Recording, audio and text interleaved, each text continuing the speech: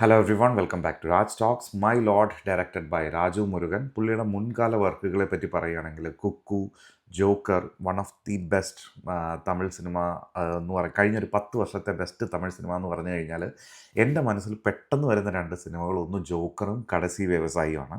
കടസി വ്യവസായി പുള്ളിയല്ല ഡയറക്റ്റ് ചെയ്തത്, ബട്ട് ഈ രണ്ട് പടങ്ങളാണ് പെട്ടെന്ന് മനസ്സിൽ വരിക. കാരണം സിനിമാക്കാർക്ക് സോഷ്യലി റിലവൻ്റ് ആയിട്ടുള്ള എന്തെങ്കിലും ചെയ്യാനുണ്ടെങ്കിൽ ഒരു പക്ഷേ ഹോൾ സൗത്ത് ഇന്ത്യയിൽ എടുത്തു കഴിഞ്ഞു കഴിഞ്ഞാൽ ഈ രണ്ട് പടങ്ങൾ ആദ്യത്തെ 10 സിനിമകളിൽ വരും.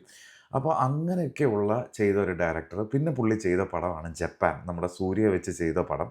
അത് ഒരു കൊമേഴ്ഷ്യൽ സക്സസ് അല്ല. ആ പടത്തിൻ്റെ ഒരു പാറ്റേണും കംപ്ലീറ്റ്ലി ഡിഫറെൻ്റ് ആണ്. ആൾക്കാർക്ക് നെറ്റി ചുളിക്കുന്ന രീതിയിലുള്ള ചില സംഭവ വികാസങ്ങളൊക്കെ അതിനകത്തുണ്ട്. ബട്ട് സ്റ്റിൽ അതിനകത്ത് പുള്ളി കാര്യമായിട്ട് ഒരു വ്യത്യസ്തത ട്രൈ ചെയ്തിട്ടുണ്ട്. ഇതുവരെയുള്ള ഒരു പാറ്റേണിൽ നിന്ന് ഡിഫറൻ്റായിട്ട് ഈ പുള്ളി ട്രൈ ചെയ്തിട്ടുണ്ട്, രാജു മുരുകൻ ട്രൈ ചെയ്തിട്ടുണ്ട്. മൈ ലോഡിലോട്ട് വരുമ്പോഴത്തേക്കും തൻ്റെ പ്രീവിയസ് സിനിമയായിട്ടുള്ള ജോക്കറിൻ്റെ ഒരുപാട് പാറ്റേൺസ് അതിൽ കാണാം. മണ്ടേല എന്ന് പറഞ്ഞ സിനിമയുടെ ഒരുപാട് പാറ്റേൺ അതിൽ കാണാനുണ്ട്. എനിക്ക് വർക്കായ ഒരുപാട് സംഭവങ്ങളെക്കുറിച്ച് പറയാം. ചൈത്ര ജെ ആചാർ, നമ്മുടെ കന്നഡ സിനിമയിൽ നിന്ന് വരുന്ന ഡെബ്യൂ തമിഴ് സിനിമയിൽ ഇപ്പോൾ അരങ്ങേറിയിരിക്കുന്ന താരം. പുള്ളിക്കാരിയുടെ ടോബി എന്ന് പറഞ്ഞിട്ട് രാജ് ബി ഷെട്ടിയുടെ കൂട്ടത്തിൽ വർക്ക് ചെയ്ത പടം. പിന്നെ സപ്തസാഗര സാച്ചേ സൈഡ് ബി, അതിൽ പുള്ളിക്കാരി ഒരു കഥാപാത്രം ചെയ്തിട്ടുണ്ട്. പുള്ളിക്കാരി അടിപൊളിയാണ്. ഈ സിനിമയിലെ ഏറ്റവും നമുക്ക് എൻഗേജിങ് ആയിട്ട് തോന്നുന്ന, ഭയങ്കര റിയലിസ്റ്റിക് ആയിട്ട് തോന്നുന്ന, ഈ ഒരു സിനിമയ്ക്ക് ആവശ്യപ്പെടുന്ന മീറ്ററിൽ അല്ലെങ്കിൽ അർഹിക്കുന്ന മീറ്ററിൽ പെർഫോം ചെയ്തൊരു നടി പുള്ളിക്കാരിയാണ്. അത് ഭയങ്കരമായിട്ട് ഇഷ്ടപ്പെട്ടു. ഇതിനകത്ത് ഒരു കിഡ്നി ട്രേഡിനെ പറ്റി സംസാരിക്കുന്നുണ്ട്. നമ്മൾ ഒരുപാട് കഥകളും സിനിമകളും ഒക്കെ ഇതിനെപ്പറ്റി കണ്ടിട്ടുണ്ട്.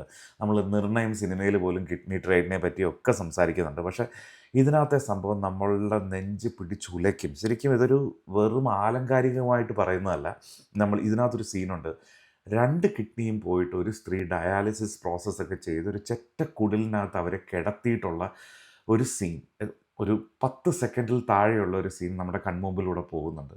അത് മതി നമുക്ക് ഈ സിനിമയിൽ നിന്നും നമുക്ക് മനസ്സിലാക്കുന്നതും, അല്ലെങ്കിൽ നിയമത്തിനെ പറ്റിയോ നമ്മുടെ മെഡിക്കൽ ഫീൽഡിനെ പറ്റിയോ നമ്മുടെ ശരീരത്തിനെ പറ്റിയോ അറിവില്ലാത്ത ഒരാൾക്ക് ഈ ഒരു സീൻ കണ്ടു കഴിഞ്ഞാൽ തലയ്ക്കകത്ത് രജിസ്റ്റർ ആവും. നമ്മൾ ഇതുപോലത്തെയുള്ള മണ്ടത്തരത്തിനൊക്കെ കൊണ്ടുപോയി തല വെച്ച് കൊടുത്തു കഴിഞ്ഞാൽ നമ്മുടെ ജീവിതത്തിന് എന്താ സംഭവിക്കുകയെന്ന്. പൊതുവേ സാധാരണ ആൾക്കാർ പറയാറുണ്ടല്ലോ, നമ്മളിങ്ങനെ നമുക്ക് ഒരുപാട് പ്രശ്നങ്ങളുണ്ടാകും ജീവിതത്തിൽ, നമ്മുടെ ശരീരത്തിനൊരു പ്രശ്നം ഉണ്ടാകുന്നിടം വരെ.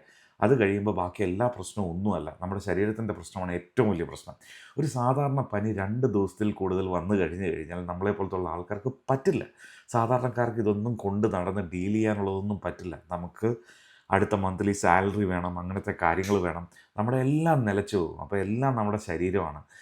അപ്പോൾ അങ്ങനെയുള്ള ഒരു ഇതിനെ വളരെ മോശമായി, എന്താ പറയുക, പണക്കാർക്ക് എങ്ങനെ വേണമെങ്കിലും ചെയ്യാം, എടുത്തിട്ട് പന്താടാം, അല്ലെങ്കിൽ അങ്ങനെയൊക്കെ ഉള്ള രീതിയിൽ എടുത്തൊരു ചിത്രം. നമ്മുടെ കിളി പറത്തും ചില സീനുകളും കാര്യങ്ങളും ഒക്കെ. അതൊക്കെ എനിക്ക് ഭയങ്കര ഇമ്പാക്റ്റ്ഫുള്ളായിട്ട് തോന്നി ഈ പടത്തിൽ.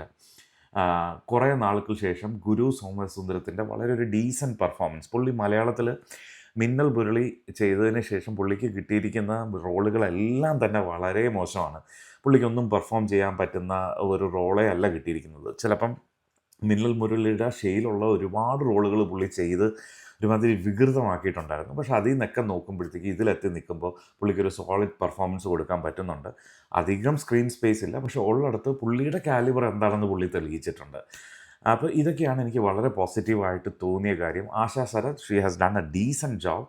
പുള്ളിക്കാരിക്കൊരു സെൽഫായിട്ടുള്ളൊരു ഓറയുണ്ട്. അതായത് വെറുതെ ഒരു സീനിൽ പുള്ളിക്കാരി ഒന്ന് പെർഫോം ചെയ്ത് കഴിഞ്ഞാൽ അവരെ കൊണ്ട് എന്താണോ ചെയ്തിരിക്കുന്നത്, അതായത് ഒരു ഗീതാ പ്രഭാകറിൻ്റെ ഒരു ഡബിൾ എക്സ് പരിപാടിയാണ് ഇതിനകത്ത് ഉദ്ദേശിച്ചിരിക്കുന്നത്, അത് നന്നായിട്ട് ഡെലിവറി ചെയ്തിട്ടുണ്ട്. എന്നും വെച്ചാൽ എക്സെപ്ഷണലായിട്ട് എന്തെങ്കിലും ഉണ്ടോ എന്ന് ചോദിച്ചാൽ ഇല്ല. But she has done a decent job. അതിന് ഒരു നല്ലൊരു ഡബ്ബിംഗ് ആർട്ടിസ്റ്റിനെയും കൊടുത്തിട്ടുണ്ട്. ഡബ് ചെയ്ത ആരാണെങ്കിലും അതിനോട് ജസ്റ്റിസ് പുലർത്തിയിട്ടുണ്ട്. പിന്നെ വരുന്നത് ഇതിൻ്റെ ഹീറോ, ഈ പടത്തിനെ ഹോൾഡ് ചെയ്യേണ്ട ആക്ടറാണ് ശശികുമാർ. എനിക്ക് ടൂറിസ്റ്റ് ഫാമിലിയൊക്കെ കണ്ടതിന് ശേഷം പുള്ളിക്ക് അങ്ങനെ ഒരു, എന്താ പറയുക, ഗള്ളബിൾ അങ്ങനെ ഒരു ഇതുണ്ട്. അത്രയും പഞ്ചപാവത്താനായ, എന്തും വിശ്വസിക്കുന്ന, അങ്ങനെയൊക്കെയുള്ളൊരു ക്യാരക്ടറായിട്ട് പുള്ളിയെ കൊണ്ട് നിർത്തി കഴിഞ്ഞു കഴിഞ്ഞാൽ പുള്ളി ഓക്കെയാണ്, പുള്ളി പക്കയാണ്. ഇപ്പോൾ പേട്ടയിൽ തന്നെ രജനീകാന്ത് പുള്ളിയോട് പറയുന്നുണ്ട്, നല്ലവനായിரு ആണാ ரொம்ப നല്ലവനാ ഇരുക്കാതെ എന്ന് പറയുന്നുണ്ട്. അപ്പോൾ അതുപോലൊരു ക്യാരക്ടറിൽ പുള്ളിയെ കൊണ്ട് പ്ലേസ് ചെയ്യുമ്പോൾ കൺവിൻസിങ് ആണ്. പക്ഷേ ആദ്യം സിനിമ തുടങ്ങി വരുമ്പോൾ ഉള്ള ഒരു പാട്ട്, അതൊരു സിംഗിൾ ഷോട്ടാണ്. എനിക്ക് തോന്നുന്നു ഒരു 3 മിനിറ്റ് 4 മിനിറ്റൊക്കെ ഉണ്ട്. അതിൽ പെർഫോം ചെയ്യുമ്പോൾ അതൊരു ഹൈ എനർജി വേണ്ട സാധനമാണ്. അത് കിട്ടിയില്ല. ആ സംഭവം കിട്ടിയില്ല. അതെനിക്കൊരു ഫുൾ ഡ്രോപ്പായിട്ടാണ് തോന്നിയത്. പിന്നെ ഈ കഥ നറേറ്റ് ചെയ്ത് വരുമ്പോഴാണ് ഈ സിനിമയുടെ ഓക്കെ ഇതൊക്കെയായിരുന്നു ഇവരിതുകൊണ്ട് ഉദ്ദേശിച്ചതെന്ന് മനസ്സിലാവുന്നത്. പിന്നെ ഇതിലെ സ്ക്രീൻ പ്ലേ എന്ന് പറയുന്നത് ഒട്ടും വിശ്വസനീയമല്ല. ഇതിനകത്ത് ഒരുപാട് ലൂപ്പ് ഹോൾസ് ഉണ്ട്.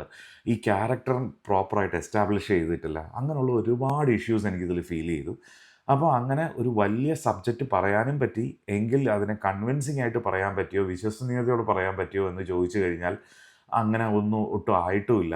ഇത് നിയമപരമായിട്ട് ഈ കിഡ്നി ട്രെയിനിനെയും കാര്യങ്ങളെയൊക്കെ ഡീൽ ചെയ്യാൻ പറ്റിയിട്ടുണ്ടോ, അല്ലെങ്കിൽ അതിനൊരു ആൻസർ കൊടുക്കാൻ പറ്റിയിട്ടുണ്ടോ, അപ്പോൾ ആൾക്കാരെ എഡ്യൂക്കേറ്റ് ചെയ്യാൻ പറ്റിയിട്ടുണ്ടോ എന്ന് ചോദിച്ചാൽ അവിടെയും എത്തിയിട്ടില്ല. അങ്ങനെ ഒരു രണ്ടും കെട്ട സ്ഥലത്ത് നിൽക്കുന്ന ഒരു ആവറേജ് അനുഭവമാണ് ശരിക്കും ഈ ഫിലിം എനിക്ക് തന്നത്. But still it's haunting. കാര്യം എന്ന് വെച്ച് കഴിഞ്ഞാൽ ഇങ്ങനെയൊക്കെ നടക്കുമോ എന്ന് ചോദിച്ചു കഴിഞ്ഞാൽ തീർച്ചയായിട്ടും നടക്കും. നമ്മളിപ്പോൾ എപ്സ്റ്റീൻ ഫയൽസിനെ പറ്റി നമ്മുടെ നാട്ടിൽ തന്നെ ഇതിനേക്കാൾ ബിഗ്ഗസ്റ്റ് കിഡ്നി ട്രേഡും കാര്യങ്ങളും ഒക്കെ നടന്നിട്ടുണ്ട്. ആൾക്കാരെ ഇങ്ങനെ റിക്രൂട്ട് ചെയ്ത് ട്രേഡൊക്കെ നടത്തിയ കാര്യങ്ങളൊക്കെ ഇതിനു മുമ്പും നടന്നിട്ടുണ്ട്. അതൊക്കെ വെളിച്ചത്ത് വന്നിട്ടുമുണ്ട്. പക്ഷേ അതൊക്കെ വെളിച്ചത്ത് വന്നു എന്ന് പറയുന്നത് നമ്മളൊരു വലിയ സംഭവമായിട്ട് പറഞ്ഞിട്ട് കാര്യമില്ല. ബേസിക്കലി ഇത് ഒരു മനുഷ്യർക്ക് പോലും വരാൻ പാടില്ല എന്നാണ് എനിക്ക് ഫീൽ ചെയ്യുന്നത്. ഓഫ് കോഴ്സ് ഇതൊരു സിനിമ റിവ്യൂ എന്നൊരു സാമൂഹിക പ്രതിബദ്ധതയെ ഊന്നുന്ന ഒരു മെസ്സേജിലോട്ട് പോകുന്നുണ്ടെന്ന് എനിക്കറിയാം. ബേസിക്കലി ഞാനത് ഇഷ്ടപ്പെടുന്ന ഒരാളുമല്ല. പക്ഷേ എനിക്ക് തോന്നുന്നു ഇതൊക്കെ അറ്റ്ലീസ്റ്റ് ഈ സിനിമയുടെ ഒരു സക്സസ് അതാണ്. ഇത്രയെങ്കിലും ഒരാൾക്കൊരു ചിന്ത ഇവോക്ക് ചെയ്യാൻ പറ്റിക്കഴിഞ്ഞാൽ ഈ ഫിലിം ഒരു സക്സസ് ആണ്. ബട്ട് ഒരു സിനിമ എന്ന ചട്ടക്കൂടിൽ നിൽക്കുമ്പോൾ ഇതിന് അങ്ങനെ ഒരു ഫോർമാറ്റിൽ എന്തെങ്കിലും ഒരു കറക്റ്റായിട്ടൊരു മെസ്സേജ് കൺവേ ചെയ്യാൻ പറ്റുമോ എന്ന് ചോദിച്ചാൽ ഇല്ല എന്നാണ് എൻ്റെ ഉത്തരം. പക്ഷേ കണ്ടവർ തീർച്ചയായിട്ടും നിങ്ങളുടെ അഭിപ്രായം രേഖപ്പെടുത്തുക. അപ്പോൾ see you on next video guys.